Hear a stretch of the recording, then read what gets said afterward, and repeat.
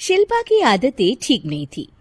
वो ना बोलने से पहले कुछ सोचती और ना ही कुछ करने में। उसकी इस आदत से सभी परेशान रहते।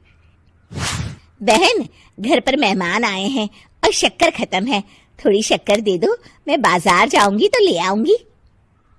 अरे शिखा बहन, तुम तो माफी करे, जब देखो तुम्हारे घर में कुछ न कुछ खत्म ही रहता है। अरे शिल्पा, चिल्ला क्यों रही हो? कहा ना घर में मेहमान बैठे हैं, सुन लेंगे। सुन लेंगे तो सुन ले, तुम लोगों की मांगने वाली आदत तो बंद होगी। अच्छा शिल्पा, ना दो शक्कर, लेकिन बात तो अच्छे से करो। एक कटोरी शक्कर के लिए तुमने मेरी बड़ी बेइज्जती कर दी। शिल्पा बड़बड़ाते अंदर चली जाती है तो शिखा भी घर चली जाती है। माँ, क्या हुआ? अरे कुछ नहीं बेटा, पता नहीं कहां कहां से ऐसे पड़ोसी आ जाते हैं, जब देखो तब कुछ न कुछ मांगने के लिए घंटी बजाते हैं। अब घंटी बजे तो दरवाजा ना खोलना। पता नहीं माँ की ये आदत कैसे बदलेगी, किसी को कुछ भी बोल देती है, बोलने से पहले सोचती भी नहीं। शिल्पा की ये आदत दिन ब दिन बढ़ती ही जा रही थी। एक दिन शिल्पा के दरवाजे सब्जी वाला आया। सुनो भैया, मुझे ये भिंडी, टिंडे, लौकी और आलू के साथ 1 किलो प्याज दे दो। जी बहन जी। वो एक एक कर सारा सामान पैक कर देता है। कितने पैसे दूं? 220 रुपए पूरे। अरे इतना महंगा नहीं। हाँ, मैं तो सिर्फ 150 दूंगी। नहीं, पैसे तो पूरे लूंगा, नहीं तो सब्जी वापस कर दो। ऐसे कैसे वापस कर दूंगी? मैं तो एक भी सब्जी वापस नहीं करूंगी। और हाँ, रही बात पैसों की, तो लेना है तो 150 ले लो, वरना मेरे मोहल्ले में घुसने तक नहीं दूंगी। हाँ। अरे नहीं बहन, हम लोग गरीब लोग हैं, ऐसा ना करो। पकड़ो ये 150 और दफा हो जाओ। शिल्पा की बेटी अंदर से ये सब देख रही थी। शिल्पा, तूने तो हद कर दी। बेचारा गरीब आदमी, उसका तो गुजारा ही इसी से होता है। बोलने से पहले सोचा कर बेटा। माँ, आप चुप रहो, घर चलाना बच्चों का खेल नहीं। और वैसे भी इतनी महंगी सब्जी थोड़ी ना होती है। आपको तो सिर्फ खाने से मतलब है, लेकिन मुझे तो सब सोचना पड़ता है ना। शिल्पा की सास ये बात सुनकर दुखी हो जाती हैं। शिल्पा की बेटी शिल्पा की ये सारी बातें सुन रही होती है। शिल्पा की बेटी एक दिन माँ से कहती है, माँ, ओ माँ, जरा यहाँ तो आना। ओहो, क्या हुआ? क्यों चिल्ला रही हो ऐसे बेटा? हुआ क्या? ये देखिए मेरी स्कूल की ड्रेस कितनी गंदी हो गई है, इसे कौन धोएगा? लेकिन ये तो साफ है बेटा, मैंने अपने हाथ से खुद साफ किया है। माँ, ये ड्रेस इतनी गंदी है कि मैं इसे पहन ही नहीं सकती। चलो, मुझे बाजार से नई दिलाओ।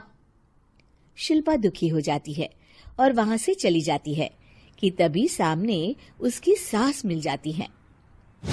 शिल्पा, अरे ओ शिल्पा, ये क्या सब्जी बनाई है? ऐसे भी कोई सब्जी बनाता है? शिल्पा सास की इस हरकत से सख्ते में आ जाती है। अरे माँ को तो मैं जो बना दूं उन्हें वो पसंद आ जाता था, फिर आज वो ऐसा व्यवहार क्यों कर रही हैं?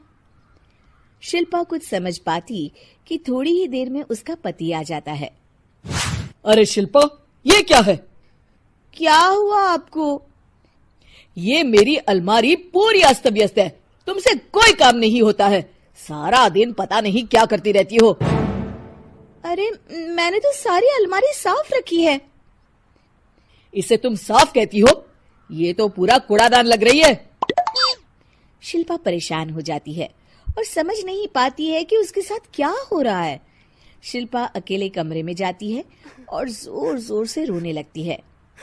तभी वहां उसका पति, सास और बेटी आ जाते हैं। शिल्पा उन लोगों को देखकर और जोर जोर से रोने लगती है।